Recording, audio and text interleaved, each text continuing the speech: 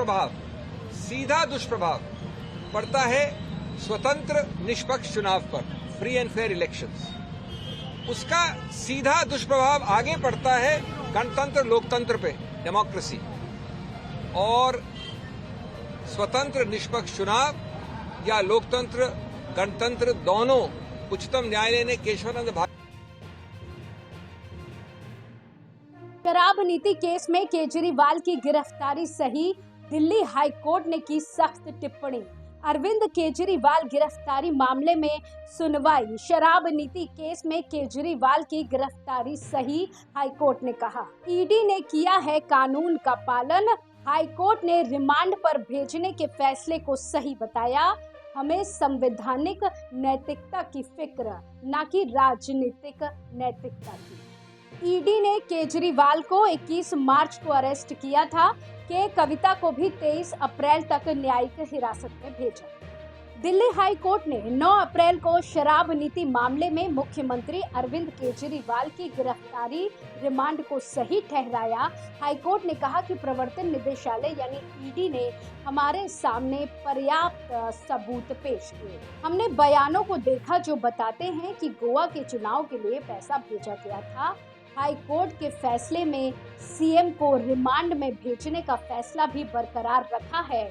Court ने कहा कि हमें संवैधानिक नैतिकता की फिक्र है, न कि राजनीतिक नैतिकता की। मौजूदा केस केंद्र और केजरीवाल के बीच नहीं है, ये केस केजरीवाल और ईडी के बीच है। हाईकोर्ट ने कहा कि ईडी ने कानूनी प्रक्रिया का पालन किया, उसके पास हवाला ऑपरेटर्स और आप कैंडिडेट के बयान है। इससे पहले 3 अप्रैल को केजरीवाल के वकील ने हाईकोर्ट में कहा था कि इस बात के ईडी के पास कोई सबूत नहीं है कि केजरीवाल मनी लॉन्ड्रिंग में शामिल थे। ऐसे में ये कहना कि दिल्ली के मुख्यमंत्री हवाला ट्रांजैक्शन कर रहे होंगे, ये हास्यास्पद और निरर्थक है। आपको बता दें कि ईडी ने केजरीवाल को 21 मार्च को अरेस्ट किया था और उसके बाद से वो जेल में है। शराब नीति केस में दिल्ली सीएम को 21 मार्च को ईडी ने अरेस्ट किया था। ईडी ने 22 मार्च को केजरीवाल को राउज एवेन्यू कोर्ट में पेश किया था। कोर्ट ने दिल्ली सीएम को 28 मार्च तक ईडी रिमांड पर भेजा, जो बाद में 1 अप्रैल तक बढ़ाई गई।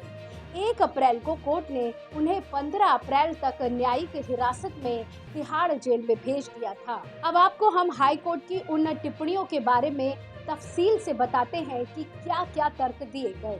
सबसे पहले शराब नीति केस में केजरीवाल के रोल के बारे में बताते हैं। शराब नीति केस के गवाह राघव मुंगटा और शरथ रेड्डी के बयान पीएमएलए के तहत रिकॉर्ड किए गए हैं। ईडी ने केजरीवाल के खिलाफ सबूत इकट्ठा किए हैं, वो साजिश में शामिल थे और पूरी तरह इन्वॉल्व थे। ईडी ने खुलासा किया कि केजरीवाल आम आदमी पार्टी के संयोजक के तौर पर भी इस मामले में शामिल थे। अब इस मामले में सरकारी गवाहों के बयान को लेकर भी हाई कोर्ट ने टिप्पणी की है। ये बयान किस तरह रिकॉर्ड किए गए, इस बात पर शक करना कोर्ट और जज पर कलंक लगाने जैसा है।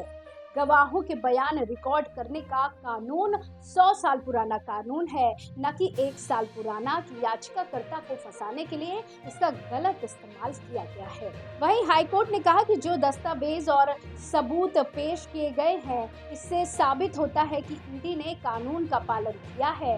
ट्रायल कोर्ट का ऑर्डर महज 2 लाइन का नहीं था। ईडी के पास हवाला डीलर्स और गोवा इलेक्शन के आप कैंडिडेट के बयान है। ईडी ने हमारे सामने पर्याप्त सबूत पेश किए। हमने बयानों को देखा जो बताते हैं कि पैसा गोवा के चुनाव के लिए भेजा गया। वहीं हाईकोर्ट ने ये भी कहा कि ये हम नहीं देखेंगे कि किसने किसको चुनाव लड़ने के लिए टिकट दिया और किसने किसको इलेक्टोरल बॉन्ड दिया। आगे हाईकोर्ट ने कहा कि ये दावा है कि केजरीवाल से वीडियो कॉन्फ्रेंसिंग के जरिए पूछताछ की जा सकती है, इसे खारिज किया जाता है। ये आरोपी तय नहीं करेगा कि जांच किस तरह की जाए। जांच आरोपी की सुविधा के मुताबिक नहीं की जा सकती। वहीं गिरफ्तारी की टाइमिंग को लेकर भी सवाल उठ रहे हैं, जिस पर हाई कोर्ट ने कहा कि गिरफ्तारी पर सवाल उठाने का मसला है हम मानते हैं कि गिरफ्तारी और रिमांड की जांच कानून के हिसाब से होगी, न कि चुनाव की टाइमिंग को देखकर। केजरीवाल चुनाव की तारीखों से पक्के तौर से वाकिफ होंगे। उन्हें पता होगा कि इलेक्शन कब होने हैं। ये नहीं कहा जा सकता कि गिरफ्तारी का वक्त ईडी ने तय किया है। हाई कोर्ट ने सख्त लहजे में कहा कि किसी भी आदमी के लिए, भले ही वो मुख्यमंत्री क्यों ना हो, विशेष सुविधा नहीं दी जा सकती। वहीं कोर्ट और राजनीति पर भी हाई कोर्ट ने कहा कि न्यायाधीश कानून से बंधे हैं, न कि राजनीति से। फैसले कानूनी सिद्धांतों पर दिए जाते हैं, न कि राजनीतिक सुझावों पर। कोर्ट राजनीति की दुनिया में दखल नहीं दे सकती। वहीं केजरीवाल मामले में लगातार केंद्र सरकार पर भी सवाल उठ रहे हैं, जिसे लेकर भी हाई कोर्ट ने अपना रुख साफ किया है और कहा है कि हमें संवैधानिक नैतिकता की फिक्र है, न कि राजनीतिक नैतिकता की। मौजूदा केस केंद्र और केजरीवाल के बीच नहीं, ये केस केजरीवाल और ईडी के बीच है। कोर्ट को इस बारे में सतर्क रहना है कि वो बाहरी तत्वों से प्रभावित ना हो। इससे पहले केजरीवाल के वकील अभिषेक मनु सिंघवी ने हाईकोर्ट में सुनवाई के दौरान दलील दी थी कि सीएम की तत्काल गिरफ्तारी की जरूरत नहीं थी।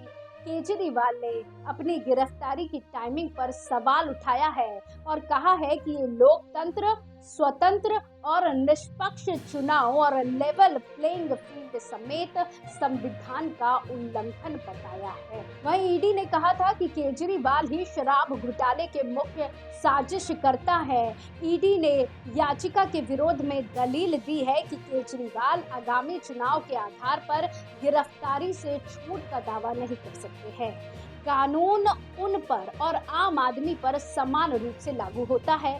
शराब नीति घोटाले में गिरफ्तार अरविंद केजरीवाल ने याचिका में अपनी गिरफ्तारी और फिर ईडी रिमांड को असंवैधानिक बताया था। प्रवर्तन निदेशालय ने अरविंद केजरीवाल को गिरफ्तार किया था। जांच एजेंसी ने केजरीवाल को एक्साइज पॉलिसी घोटाले से जुड़ी मनी लॉन्ड्रिंग मामले में सरगना बताया है। इधर के कविता को भी राउज एवेन्यू कोर्ट में पेश किया गया।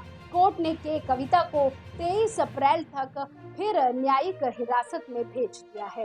ईडी ने कोर्ट में दलील दी थी कि अभी हिरासत की जरूरत है।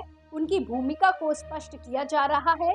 इससे पहले 27 मार्च को ट्रायल कोर्ट ने के कविता को 9 अप्रैल और 14 दिन की न्यायिक हिरासत में भेजा था। इससे पहले वे 10 दिन के लिए प्रवर्तन निदेशालय की हिरासत में थी।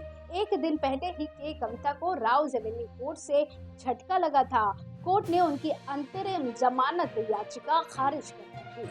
तेलंगाना के पूर्व मुख्यमंत्री के चंद्रशेखर राव की बेटी के कविता ने अपने नाबालिग बेटे की स्कूल परीक्षाओं को आधार बनाकर अंतरिम जमानत मांगी थी। ऐसी ही और खबरों के लिए जुड़े रहिए एयर न्यूज के साथ। धन्यवाद।